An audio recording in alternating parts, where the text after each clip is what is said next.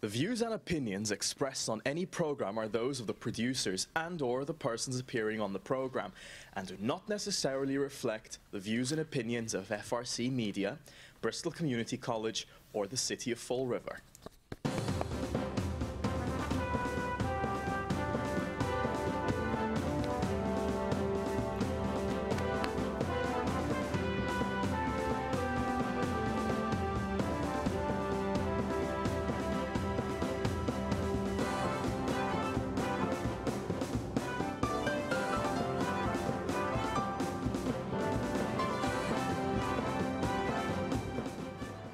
Well, hello. Welcome to Spindle City Straight Talk. I'm Chip. And I'm CJ. And I'm off center, but that's okay. I'll fix that in a moment. Uh-oh. Oh, look. I'm moving without even moving a chair. Look. Okay, welcome. It's Wednesday. And we're still talking about the rail trail. It's an election year. Anything that the citizens actually may be slightly interested in is going to become a political football. Right. Now, you know, on... oh, wait a minute. I'm not using football analogies anymore. Cancel that. Yeah, be careful of using that analogy. On the 25th at 4:30 in the afternoon, the Herald News came out with Fall River bike path easement approval may not be reversible. A number of attorneys contacted by the Herald indicated the recorded agreement between Cloverleaf Mills, and for people who don't know what that is, that's LB File Building, and the city is irrevocable, including former City Corporation Counsel Stephen Torres, who said doing so could subject the city to legal action.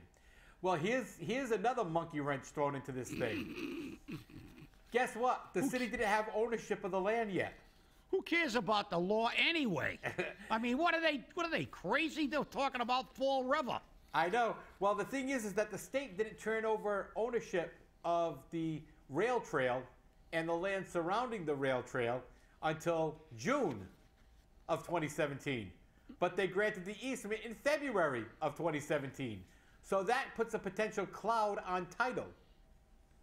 Now, the mayor, of course, now let's go back to what the mayor said before I read his press release, because it's important. I was there, other reporters were there, members of the community were there, and he said, and I'm going to do it with the same emphasis, you don't want it, it won't happen. You don't want it, it won't happen. I will send an order to the city council to reverse their vote on the easement. You don't want it, they won't have it. Okay. Wow, that was really emphatic. I think so. God, good work. The mayor's press release of yesterday says, and I want you to pay attention closely, people. Mayor Jazel F. Pereira announced today that as a result of negotiations which commenced several weeks ago. Now, remember, during this meeting with the rail trail advocates and the bike committee, he said he had no idea that this was going to happen. Between the City of Fall River and Cloverleaf Mills, LLC, the parties have agreed that Cloverleaf will cease and desist any and all work regarding their current easement as recorded in the Bristol County Registry of Deeds and approved by the City Council on February 21st, 2017. Both parties agree that they have been acting in good faith and that cessation of activity on the easement at this point is in the best interest of the community. Now pay attention to this last line. They have further agreed to continue meeting with all interested parties, including those interested in the bike path, to arrive at a mutually satisfactory, safe, and aesthetic change in the design in the future, including additional amenities. In other words, people, this man talked out of both sides of his face. And what we have here is a failure to communicate, or actually, what we've got here is failure to communicate, or at least communicate accurately. Now let's read this and let's put this in actual terms, not campaign season political rhetoric. Both parties have agreed they have been acting in good faith. That's to say both people are doing really great jobs, so we can say, see, we get along. And the cessation of activity on the easement at this point is in the best interest of the community. No, it's not. It's in the best interest of politics. Let's delay this till after the election, then we can do what they always do. Give the finger to everybody who wants something they don't want, and the hell with the taxpayers and the hell with the people. That's what this says. This press release says, hey, I'm not going to touch this one with a 10-foot pole. It's kind of like when our legislature goes in and then they walk out without acting on a bill because they don't want to have the political heat before they run for re-election.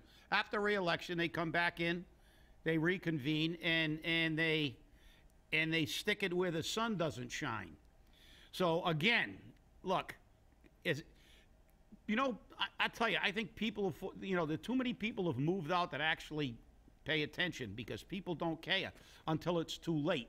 When they do it, they'll be up in arms. But this press release just says, hey, I'm a politician. I'm running for re-election. I got him to stop because we had a nice meeting, and I told him, don't worry about it. It'll get done at some point in time. But remember, pal, I'm running for re-election. So I got to get in so I can make sure you get it.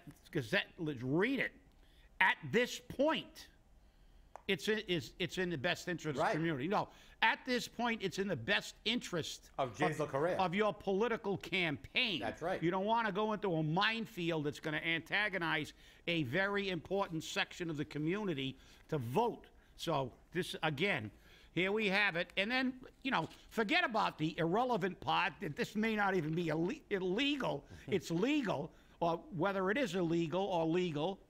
I mean, that is totally irrelevant. I mean, this press release doesn't even deal with that fact, and, we don't care because we've got Joe, I'll make a ruling on anything, Macy, and he'll just say, no, it is legal because I said it's legal. And, the whole thing is just it's a circus. Well, the thing is that if you've gone down to the LB File Building or Cloverleaf Mills, and you happen to be able to gain access to the property, to see all the undocumented workers working in there. Well, here's the thing. They already have the bulldozers building the road right down to the tree line. So that was a done deal. They don't want this for emergency egress. They want this so people who move into this building have a way to get in directly from Brighton Avenue without going around and down Alden Street, or up Brighton Avenue and then over across and come down. That's all they're trying to do here. Now, here's the thing. There was a question of this company, this developer, properly disposing of hazardous waste, properly handling the lead contained within the building, properly handling the asbestos. And when complaints were made with Joe Bisco, they were ignored. And sources close to Joe Bisco and within Government Center said that he was directed by the 6th floor to ignore the complaints. Directed.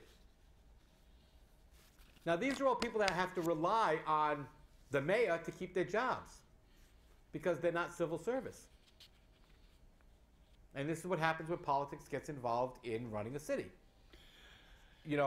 Especially in this season, politics is priority one. Right, and so when you start looking at this, you have to really think long and hard on what's going on. And it's not an easy task. It's not an easy task at all. But this whole deal, this was a done deal way back when, because according to the draft documents that Brian Pearson obtained, the agreement doesn't say just an easement. The agreement says a road. It says specifically a road.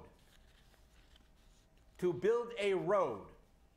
Doesn't say maybe build a road. Yeah. It doesn't say possibly build a road. That's basically what an easement is, to go through somebody else's property. Right. And most of the time when you get an easement, it's normally for access. Well, that and for utilities and things along those lines. No, but I mean, I know people who live in areas like in Westport that you can't get to their house unless they had an easement. Right. So they make an easement so they can cross somebody's property legally and get to their area. Exactly. So, I mean, the whole thing, look, as you said, the real reason for this, forget about the euphemism over here, aesthetics and some of the other ridiculous things. Safe and The key word in that whole statement is change. Yeah, yeah. Well, you know, aesthetic. That's horse manure. And additional amenities. Yeah, I said, yeah. what are they going to do? Put in a porta john? Yeah, I don't know. Yeah, amenities. Yeah, we're gonna have a casino on the easement or something like amenities. You know, but the whole thing is that look, you know, the cat's out of the bag, CJ. You let the cat out of the bag. This is about they're gonna try to get people to live in that mill.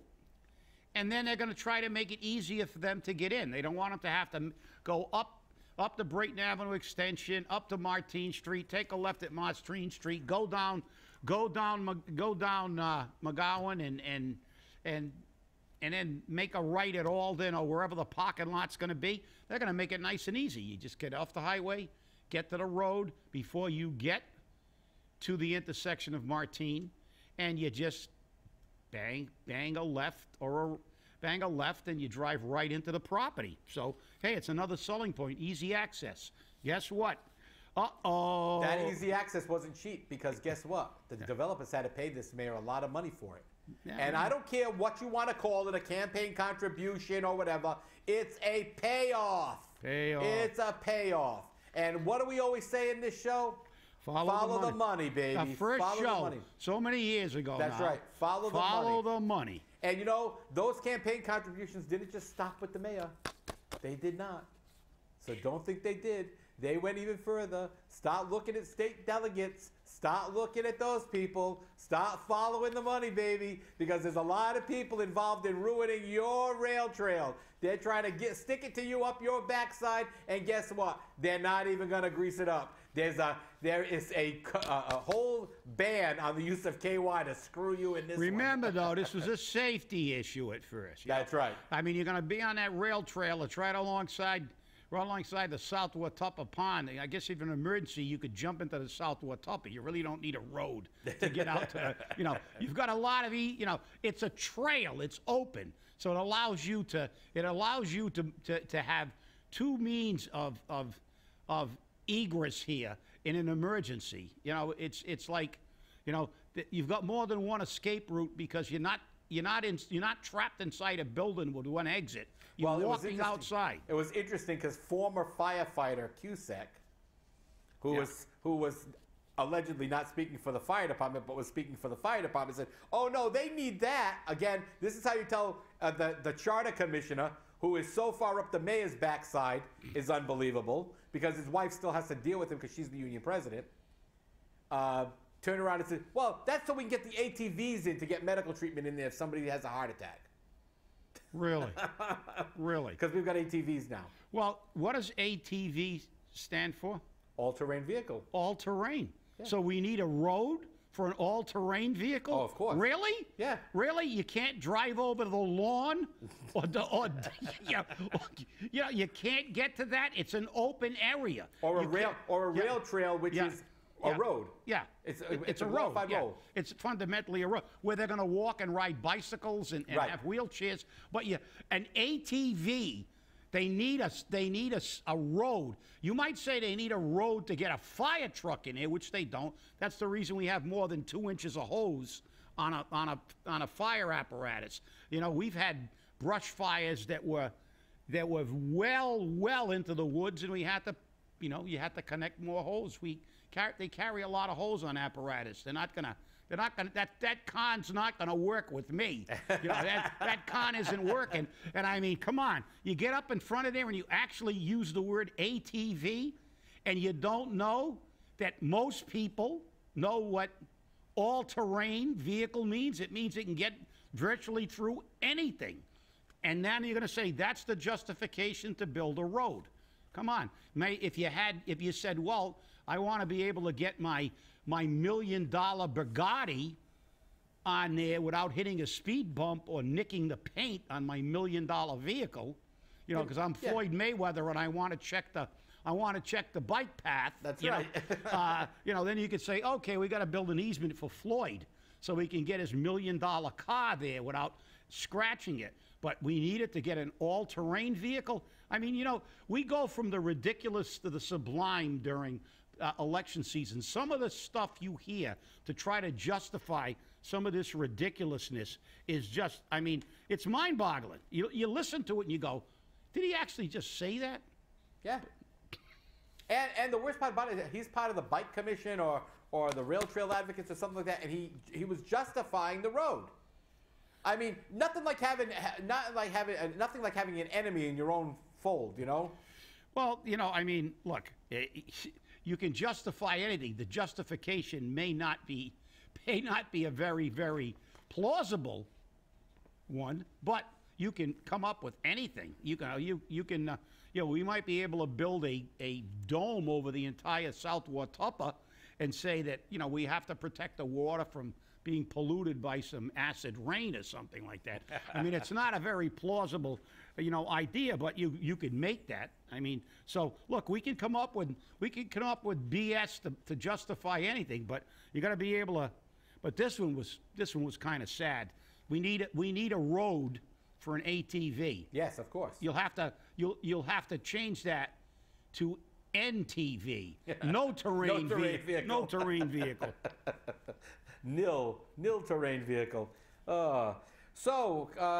City Council Vice President Linda Pereira, mayoral candidate, announced yesterday that she seeks to return FROED as she releases her economic development plan, which we have a copy of her plan here.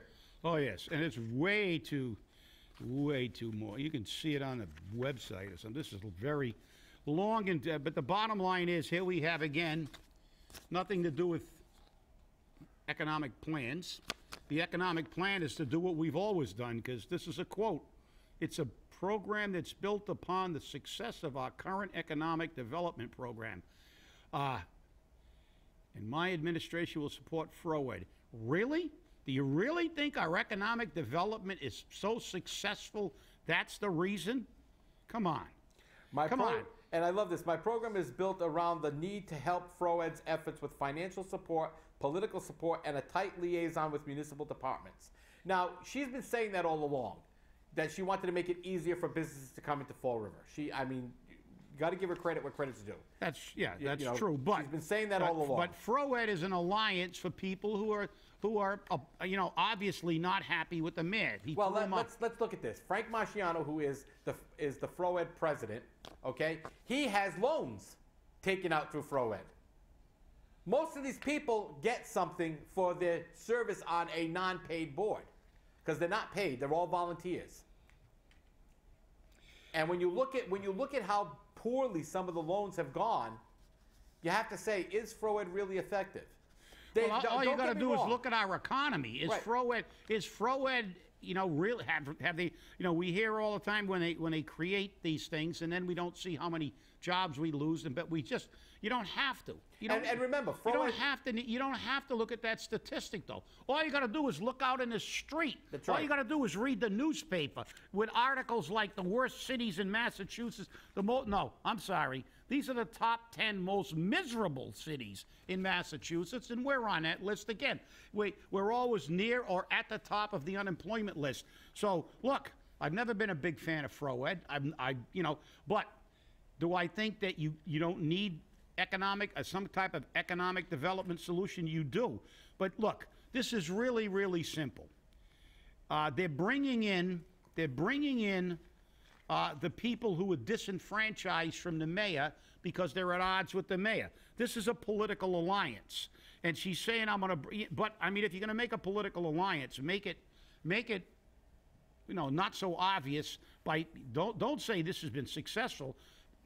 There are a lot of people in Fall River, not only you and I, who don't think that the performance of FROED has been outstanding for a long time. We don't believe in the way they're going. Not that FROED should be eliminated, but the way they're operating and the way they do business should be changed, because obviously it's not working. This city's economy has not improved, and FROED's been around for 20 years or better. The fact is, to make a FROED, it's built upon a success of I don't see it as a success. Again, it's a success that's based on projections. Again, oh, the marketplace we're building, that's going to be a success. Really? I'll tell you what. I predicted that Jerry Remy's would be sold within 4 or 5 years when they opened it up down there. It's still not a going business. I'm sure that it's basically hanging on because it's owned by some very wealthy people, and so they don't need to make a large profit margin. But places like this in Fall River are not going to succeed, and I'm not being negative. I'm being practical and pragmatic. You can't build high-end restaurants and high-end theaters that serve alcohol in a city that has the lowest income in the state of Massachusetts. I mean, how many times do we have to see businesses go out? How many times do we have to see businesses close up in the city of Fall River, small business, which is the economic lifeblood? How many times do we have to see these businesses close? Why? Because the people of Fall River don't have the money. They don't have the money to frequent it, to buy in a volume that it takes to allow these businesses to survive. All you've got to do is look at Benny's. Benny's is closing. Benny's has been around for years. Why? They can't deal with it anymore. With the online buying, Amazon and places like that are running them out. They're running malls out of business. These businesses have a profit margin, and business is about making a profit. If you can't, you hang on. Small businesses try to hang on, making very little profit.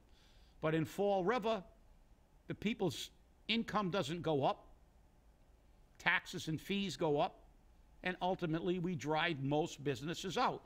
Am I being negative? No, I don't. I believe you will see empty storefronts in that mall, not in the first year or two maybe, but you will, unless the basic economy of Fall River changes. The Fall River economic development is not about job training. It's not about apprenticeship programs. It's not about things that put the working man back to work and give him a paycheck. It's about bringing business into Fall River, which is a fine idea. But well, the problem is you can bring businesses into Fall River all you want. If you're not bringing jobs to Fall River residents, it doesn't matter. There you go. And remember, Ken Fiola, Vice President of FROED, has said every time when a TIF comes up, we can't require the TIF to have residency hires. Which is a lie. Which is a lie because guess what? Boston does it, Worcester does Providence did it. Providence does it. Everyone else does it, but Fall River doesn't. Yeah. And you know why they don't? They say Amazon is a great success to Fall River. It's not paying any property taxes. It's not paying any inventory taxes. And the majority of the employees do not live in Fall River. Therefore, we are not gaining anything. And so, to put that 86 on the argument about, well, they go to the local restaurants to buy lunch. No, they don't. They barely leave the building. When I went on the tour of that building, guess what I saw? I saw machines that had soda and food and everything right in it. They didn't even have to go over. And it looked like they were getting it for free. They pushed the button and got it. Either that or it was some radio control that, automatically charged the check or something. But it was all, they didn't even have to leave their work area. So if they were in packing and they wanted a soda, they run over to the soda, grab it out of the machine, run back, and have the soda at the packing station.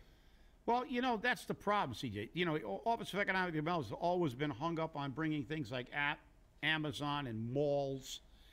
But that's not what really stimulates an economy in the city of Fall River. It's small business. Fall River was viable once, even when people weren't making a lot of money, but they all had a paycheck. There's the key.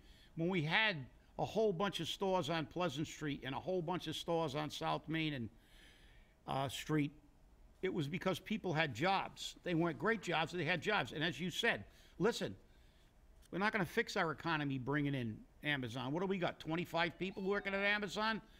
So, yeah, you're not going to bring them at this marketplace. You're going to put people out of work, probably in that Stop and Shop. How you get Fall River's economy going is give people a job. If you train somebody in a trade and he got a job, even if he got a job outside the city of Fall River, and he continued to live in Fall River. Now he's going to shop somewhere and have money to actually buy things. It's not a difficult concept. It seems very difficult to the people who are making six figures to figure this out. And obviously after 20 years, you know, I'm not a big fan. Not that we don't need something like a FROED, but we need something that has a, you know, has a reasonable plan. The way they've been doing business for 20 years has not improved Fall River. No. All you got to do is go out and look around. Read the newspapers. Read how, you know, what we were the second worst in the city. Now we're one of the 10 most miserable cities. We have the highest crime. We have the lowest income. We have one of the highest unemployment rates. But the beat goes on. The movers and the shakers and the money people keep making more money. And I got to get this. You know, this is one of my favorite topics. Politicians and political hacks making money. 25 investigates six-figure earners, double dippers in the UMass president's office. Ah, the UMass president's office, the place where Billy Bolger, not Billy, I'm sorry, was it Billy? No. Yeah, Billy, not Whitey. It was Billy. Billy. When Billy left the Senate presidency and got the UMass president's job, he immediately got a nearly $200,000 a year pay raise. That's right, boys and girls. I said $200,000. He was making over $300,000. So when he retired, he had one of the highest pensions in the state. And this is a quote from someone in this article. For state employees, UMass is nirvana, heaven. You want to go there. Why? Because they get double dipped. And it's another quote. These administrations literally have millions in pay raises. Yeah, well, let's look at some of these. UMass spokesman Robert Conley gets an annual pension check topping $86,000, in addition to his new part-time job making $100 per hour as a special assistant at UMass. Conley also received a payout. A payout payment of $76,000 when he retired last year. A payment he said he received for unused vacation and sick time. Conley, who earns up to $48,000 a year for roughly 9 hours of work a week as an assistant, told 25 investigators, the university values the things I have done. Yeah, doesn't that kind of remind you of a former state senator who got a job at a local community college? Would basically they didn't have to at show up much. $100,000 a year? At 120 grand, and then when she left, who got the job? The daughter. Ah, correct. Correctamundo. Yeah, well, you know, this is it. This is tie this six-fingered earners, double dippers in the state education system with our illustrious legislature, who gave themselves massive pay raises and said to you, the people and the taxpayers of Massachusetts, we cannot give you a tax-free weekend because it would be catastrophic. Yeah, because we wouldn't be able to give the pay raises. Because we have to get our pay. Yeah. They have to get our pay raises. So guess what? If you think government cares about you, these people don't worry about anything. That's right. Hey, in the last couple of seconds of the show, I want to reach out and give my condolences to the Phil Sabatino family. Phil was a long-term employee of Fall River Government Television. Phil was a great friend, and he was always be there to reach out to any community neighborhood association to work with them and videotape any of their events for FRGTV. And he recently passed away. He actually passed away on the day he was working. He went home and passed. And Phil, you will be missed. And also, our condolences go out to the Gibney family. Tommy Gibney passed away this past week. Our deepest condolences have gone out. So thank you very much for watching, people. Have a great week. We'll see you Friday. And stay angry.